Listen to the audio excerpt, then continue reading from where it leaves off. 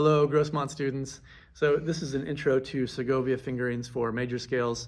I find these super helpful in creating movement and some freedom moving up and down the fretboard.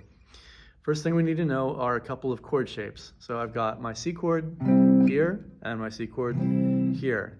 This is an A form chord, which means it looks like an open A, but I've barred the 3rd fret and I keep my A shape so it looks like an A chord, but it's actually a C. There's my C root, okay? The other chord we need to know about is a G form chord. Now this chord's pretty cumbersome. I wouldn't necessarily play this in a live performance setting, but it's essential to visualize both with your eyes open and closed. Okay, I need to see that shape here too. So I make my G chord, normal, ring finger, middle finger, pinky finger, index is free.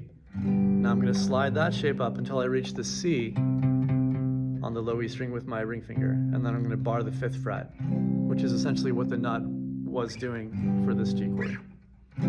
Okay, so our 2 chord shapes, A form C and G form C.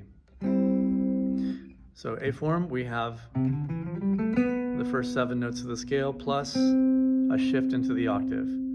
So on the A string I have C and D, that's 3 and 5. On the D string I have E, F, and G, that's 2, 3, and 4.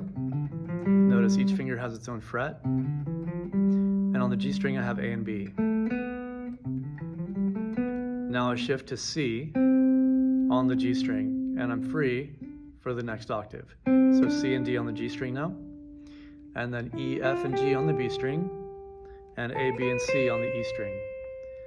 Okay, so if you've worked on that transition move, ring finger, ring finger, between the B and C, you should be able to make those flow.